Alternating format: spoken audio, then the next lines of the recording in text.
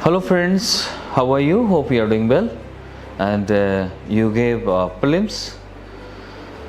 So इसका मतलब है कि आपने प्रीलिम्स देने के बाद आपने चेक किया होगा कि आपके कैसे मार्क्स बन रहे हैं और कौन क्वालिफाई हो रहा है. सो मैं ये नहीं कहूँगा कि भाई आप होप रखिए कि आप आगे क्वालिफाई होंगे कि नहीं होंगे. आप खुद इतने इंटेलिजेंट हैं कि आप उस चीज़ को सभी जगह से क्रॉस चेक करके उसका आंसर निकाल लिया होगा. ये आपने आंसर्स के कितने मार्क्स आपके बन रहे हैं और कितने नहीं बन रहे हैं.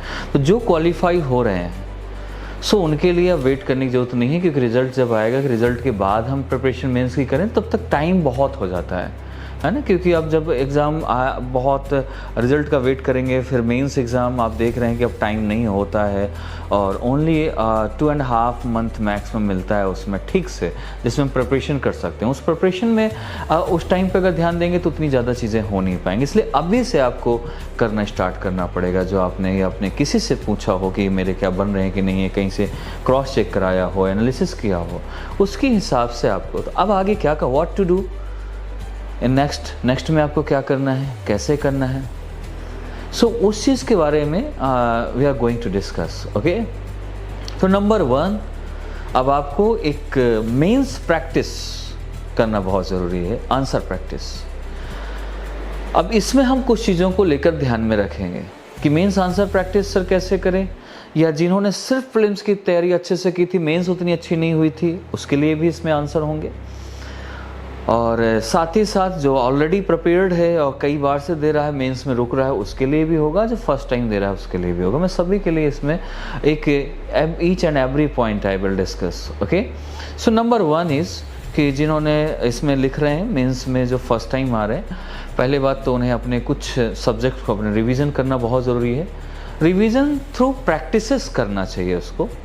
क्या होता है कई बार आपको, इसलिए मैं कहता हूँ थ्रू प्रैक्टिसेस, क्योंकि रिवीजन कैसे, आप कई बार आपका जो एक स्लो होता है, एक आंसर राइटिंग जो स्पीड है वो अगर स्लो है, उसे कैसे, पहले हम इस स्पीड के बारे में बात करते हैं. ये स्पीड कब आता है, इसके लिए रिवीजन बहुत ज़रूरी है ना. स्पीड तब आती है. स्पीड ये मत सोचो कि मेरी राइटिंग थोड़ा सा मैं प्रैक्टिस नहीं कर रहा हूँ इसलिए नहीं आ रहा, स्पीड नहीं बन पा रही. नहीं, ये रीज़न नहीं होता. बेसिकली रीज़न ये होता है कि जब आपको जब आंसर दे रहे होते, उस आंसर में लिखते समय, राइटिंग करते समय आपके माइंड में उतनी सारी चीज़ें, जो कंटेंट है जो उसके लिए लिखना चाहिए, जो आंसर है, वो उतना माइंड में आपके नहीं है. अगर माइंड में हमारी सारी चीज़ें हो ना, तो हर चीज़, नया लाइन या नया वर्ड, उसके बारे में क्या लिखना है, डेटा, आर्गूमेंट्स, वो सारा आप स्मूथली और स्पीड से लिख सकते हैं. अदरवाइज तो इसलिए पहले एक बार आप बहुत स्पीड से रिवीजन करो, या अगर नहीं कर पा रहे हो तो चैप्टर वाइज आप रिवीजन करके उसके हिसाब से आंसर, उसका चैप्टर वाइज आंसर करना स्टार्ट करो, चाहे PYQ से या आप टेस्ट सीरीज ज्वाइन कर रहे हैं उसके थ्रू. तो इससे क्या होगा, आपका नॉलेज बढ़ेगा और आपकी स्पीड बढ़ेगी, दोनों आ जाएगी. नंबर 2 कि हम आंसर राइटिंग प्रैक्टिस इतनी ज़्यादा क्यों करते हैं. उससे जब हम आंसर राइटिंग प्रैक्टिस करते हैं ना, इवेल्युएट करते हैं, तो उसे मालूम चलता है कि हम कितने डायमेंशंस हम छोड़ रहे हैं. क्या हर each and every dimensions touch हो रहे हैं कि नहीं हो रहे हैं, जो उसमें फोकस करना चाहिए वो हो पा रहा है कि नहीं हो पा रहा. So lots of reason are there, बहुत सारे रीजंस हैं. सो उनसे हमें फाइंड आउट करना है, then will get the solution. उसका सोल्यूशन चाहिए जो इवेल्युएट कर रहा है. तो इसमें हम क्या कर रहे हैं, जो मेरा काम है उसमें ये है कि आपको उस चीज़ में मैं आपके लिए हेल्प करूं कि कैसे किसी क्वेश्चंस को कैसे मॉडिफाई किया जा सकता है, कहाँ पर इंट्रोडक्शन में कितना लिखना ज़रूरी है, आप जब बॉडी होता है उसका कितना आर्गूमेंट ज़रूरी है, क्या फैक्ट्स देना ज़रूरी है, कितने डायमेंशंस टच करना ज़रूरी है, दैट इज़ इम्पॉर्टेंट. फिर कंक्लूजन आपके 2 टाइप से होते हैं, समरीज एंड वे फॉरवर्ड. तो समरी में कैसे लिखना चाहिए, वे फॉरवर्ड में करंट से कैसे कनेक्ट होना चाहिए, वो इम्पॉर्टेंट है. तो इन चीज़ों के बारे में हम डिस्कस भी करेंगे, आप खुद से भी कर सकते हैं इस चीज़ को, और मेरे साथ भी कर सकते. मेरे साथ करेंगे, थोड़ा सा जो आपकी कमियां हैं वो मैं ठीक कर सकता हूं. एक ये है. सेकंड पॉइंट आता है कि जो सर पहले से दे रहे हैं उनके मार्क्स क्यों नहीं हो रहे, या उनको अभी क्या करना चाहिए.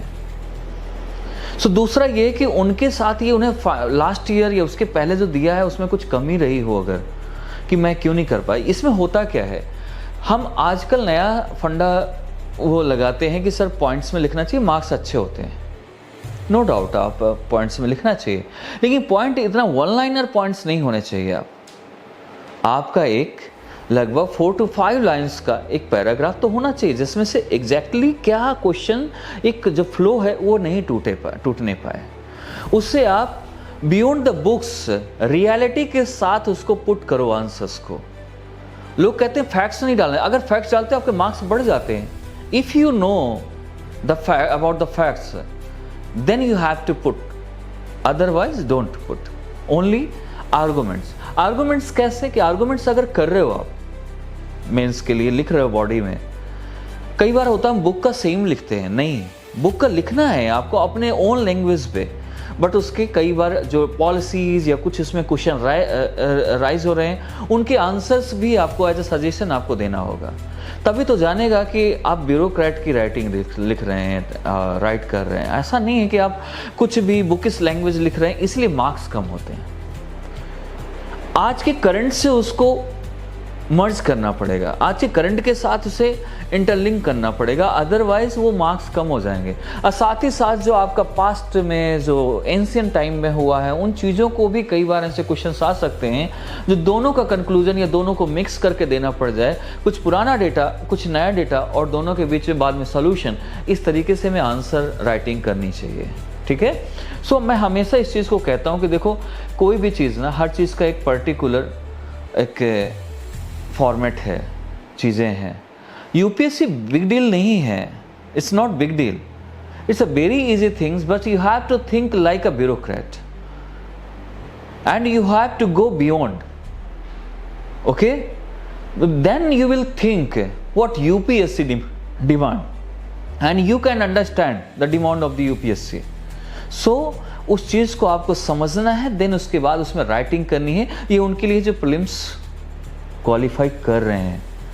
सो आप जब टेस्ट सीरीज, जब मेंस टेस्ट सीरीज या प्रैक्टिस कहीं भी कर रहे हैं या हमारे साथ कर रहे हैं, उसके बाद ई वैल्यूएशन में मैं आपके साथ आऊँगा, उसके आंसर राइटिंग प्रैक्टिस में मैं आपकी हेल्प करूँगा, आपको बताऊँगा कहाँ पर कैसे लिखना चाहिए।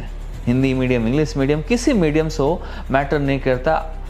आई will be there and I can help you and I give you suggestion and tricks and tips, okay? So don't worry, आप ज्वाइन करें मुझे, बहुत चीज़ें आपके साथ मिलेंगी, मुझसे मिलेंगी आपको, और भी आपको ज़रूरत पड़ेगी जो पर्सनली जो दे सकता हूँ वो मैं आपको दूंगा, ठीक है। तो हमें इस चीज़ पर लेके आना है, इस चीज़ को समझना है। सो आप जल्दी से जल्दी, अगर आप टाइम नहीं है तो आप जल्दी से जल्दी चीज़ें हमारे साथ इनरोल करिए, जुड़िए हमारे साथ, आइए, okay. Thank you so much.